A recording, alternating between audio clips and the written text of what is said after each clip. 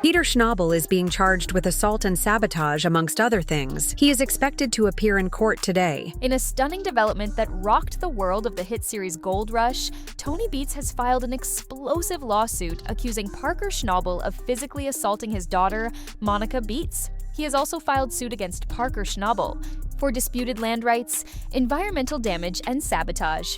The alleged assault reportedly occurred during a late-night confrontation after Monica refused Parker's advances, sending shockwaves through the mining community and igniting a scandal unlike anything seen before on the Yukon fields. As news of the allegations quickly spread, the once tightly knit community found itself deeply divided.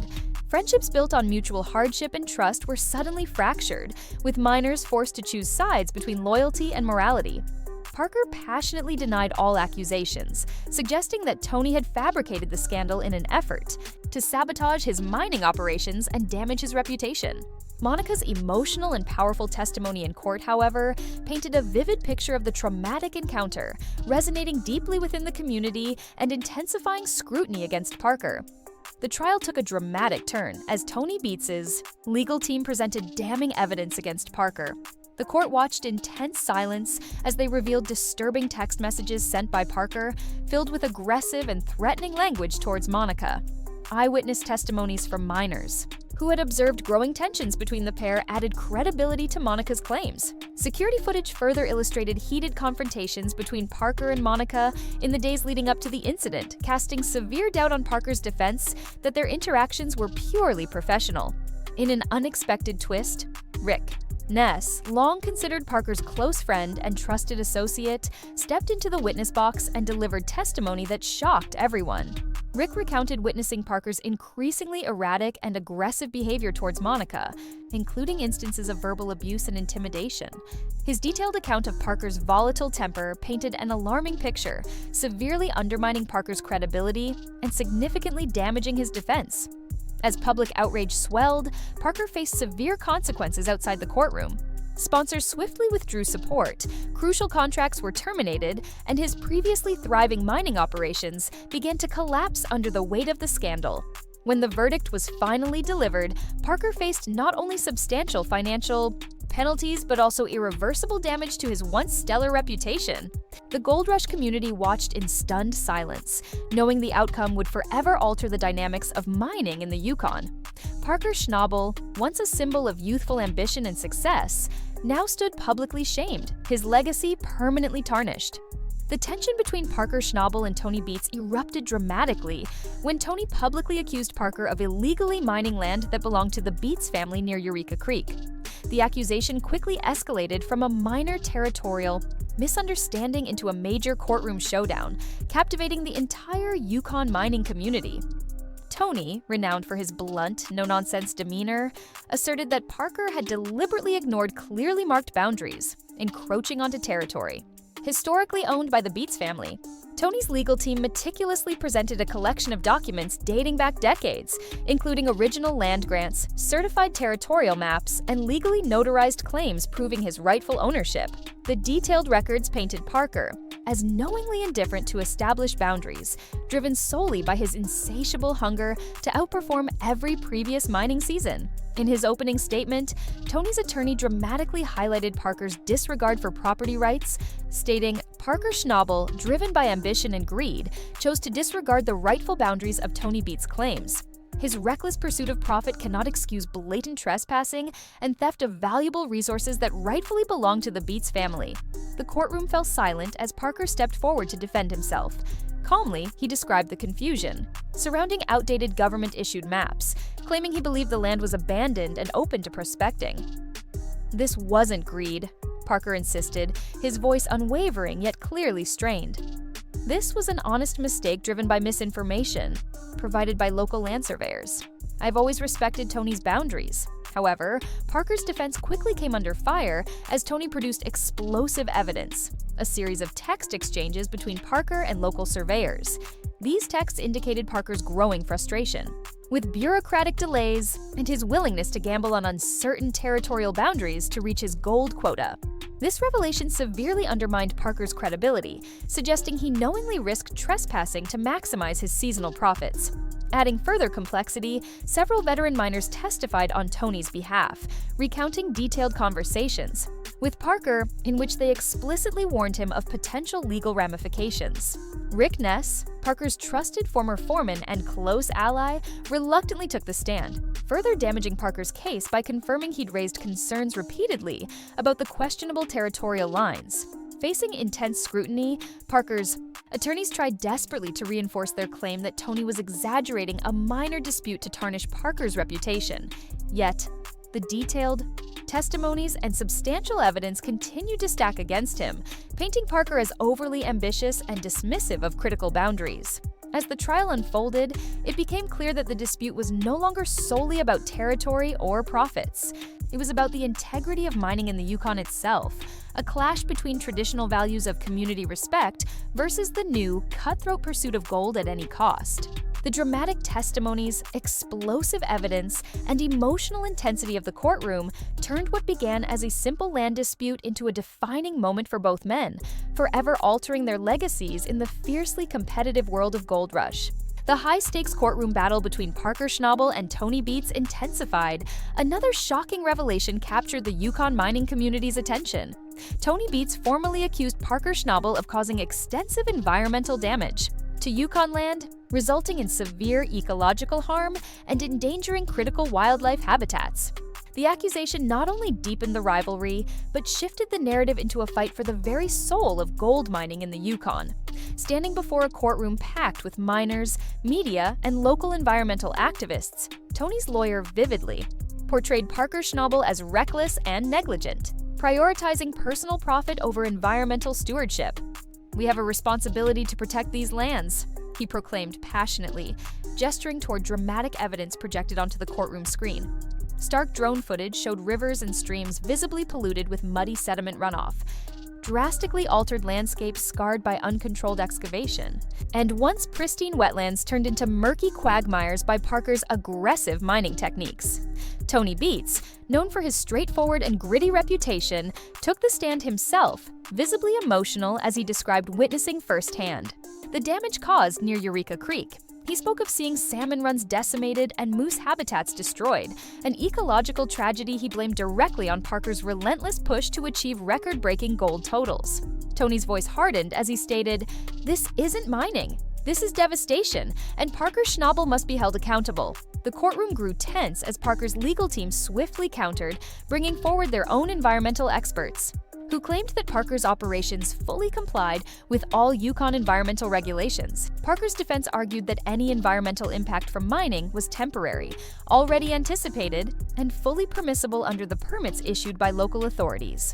Parker himself appeared resolute, yet clearly frustrated as he addressed the courtroom, emphasizing his commitment to responsible mining and accusing Tony of deliberately exaggerating the claims to ruin his reputation.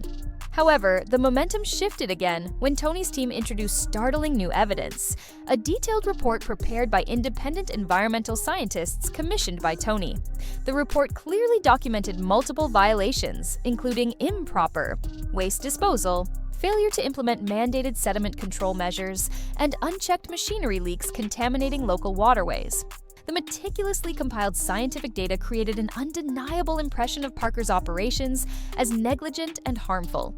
Further complicating Parker's defense were powerful testimonies from local Indigenous community representatives who expressed deep concerns over Parker's mining impacts, recounting first-hand accounts of declining wildlife populations and disrupted ecosystems. Their emotional pleas underscored the urgency and seriousness of the allegations, positioning Tony as a defender of Yukon heritage and Parker as a threat to it. As evidence mounted, the courtroom drama escalated into a wider public debate on mining, ethics, and sustainability in the Yukon region. Parker's previously sterling reputation was now heavily tainted by accusations of environmental irresponsibility. Public support swung decisively toward Tony Beets, who emerged not merely as Parker's legal adversary, but as an unlikely advocate for responsible environmental stewardship. The trial continued, leaving Parker facing not only substantial legal penalties, but also the potential permanent damage to his hard-earned legacy in the world of gold rush mining. Just as the intense courtroom drama surrounding Parker Schnabel and Tony Beets reached its boiling point, Parker launched a stunning counteroffensive that shocked everyone attending the trial. Standing firm, Parker accused Tony Beets and his crew of orchestrating deliberate sabotage against his mining operation, dramatically shifting the narrative of the entire case. With palpable tension hanging over the courtroom, Parker's attorney introduced gripping evidence in the form of security footage recorded secretly at Parker's Scribner Creek claim. The video, shown prominently on large screens for the jury and spectators, depicted shadowy figures sneaking onto Parker's site late at night, systematically sabotaging critical mining equipment. Scenes of intentional damage, machines disabled, belts cut, and expensive hydraulic components vandalized left no doubt about the seriousness of Parker's accusations. The courtroom murmured with disbelief and intrigue, turning instantly toward Tony Beets, whose usually unshakable expression hardened into silent anger. Parker himself took the stand, his demeanor intense yet visibly shaken. He described the significant losses he endured as a direct result of these acts of sabotage. These attacks weren't random, Parker testified forcefully. They were precisely timed to halt my operation and push me toward failure. Each act cost me days of downtime, tens of thousands of dollars in repairs, and immeasurable stress. The intensity heightened further when Parker's legal team presented eyewitness testimony from a former employee of Tony's crew, now acting as a whistleblower. Under oath, the former Beets crew member described how Tony had explicitly ordered him and others to disrupt Parker's mining activities covertly. He recounted vivid conversations detailing Tony's calculated strategy, hoping persistent sabotage would drive Parker out of Yukon entirely, allowing Tony to reclaim the disputed land without further conflict. Tony, now visibly enraged, firmly denied any involvement, dismissing Parker's claims as baseless conspiracy theories crafted solely to deflect attention from Parker's own wrongdoing. Tony's defense tried to portray the whistleblower as a disgruntled employee holding a grudge against Tony, calling his testimony fabricated revenge. Despite Tony's vehement denials, Parker's accusations gained credibility when Rick Ness took the stand to corroborate Parker's story. Ness detailed a confrontation he had personally witnessed months earlier, where Tony explicitly warned Parker that things would go very badly if he didn't respect the Beets territory. Rick's testimony, honest, reluctant, yet undeniably damaging, sent ripples of shock through the gallery, causing the jury to view Tony in a new, unsettling light. The sabotage accusations marked a critical turning point, transforming the courtroom battle into a clash of ethical credibility. Parker's revelations had damaged Tony's carefully cultivated image as a hardworking, tough but fair Yukon miner, revealing a darker, more ruthless side beneath the surface. As these allegations reverberated throughout the mining community, alliances fractured, and long-held loyalties unraveled. Miners once loyal to Tony openly questioned their allegiance, wondering if they had unknowingly participated in similar unethical actions. The sabotage claims deeply complicated the trial, casting profound uncertainty over its eventual outcome and threatening to permanently damage Tony's standing as a respected figure in the Yukon gold mining community. As the courtroom battle intensified, it was clear the gold rush mining community itself had become deeply divided. Lines were drawn, alliances shattered, and relationships tested. Former cast members and employees, previously bonded through the tough realities of gold, mining publicly declared their loyalties, adding fuel to an already explosive legal drama. Rick Ness, Parker Schnabel's former right-hand man and trusted confidant, took the witness stand with unwavering resolve. Although Ness had previously testified critically about Parker's environmental record, he now spoke forcefully about Tony Beets' repeated efforts to undermine younger miners.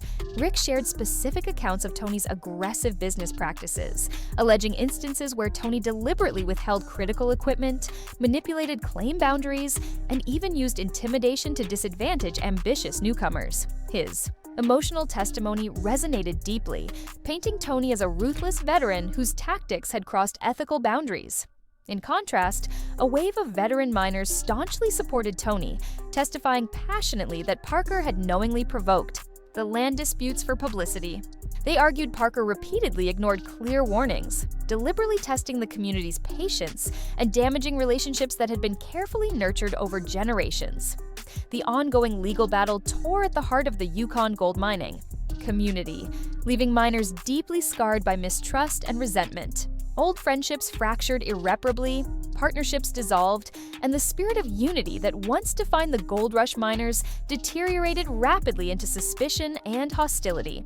Both Parker and Tony bore the weight of this emotional fallout, fully aware their feud had inflicted lasting damage. Facing mounting public pressure, Parker Schnabel took a surprising and bold step forward, proposing a dramatic resolution that aimed to heal these deep divisions. In an emotionally charged speech, Parker publicly offered Tony a joint mining venture on neutral territory, a site neither had previously claimed. Parker argued this would signal a symbolic fresh start, representing mutual cooperation, reconciliation, and a shared dedication to responsible and ethical mining practices. The community watched anxiously, awaiting Tony's response. Tony, known for his toughness and pride, initially remained silent, weighing the gravity of the proposal. For Tony, accepting meant relinquishing long-held grudges and accusations. Rejecting it risked further fracturing the community and permanently branding himself as inflexible and vindictive. After days of tense deliberation, Tony addressed the community publicly, agreeing to Parker's proposal. His decision, though difficult, was widely praised, marking a significant turning point. While scars remained, this unprecedented gesture opened a path toward reconciliation and renewed trust, ultimately preserving the spirit and unity of the Yukon mining community for future generations.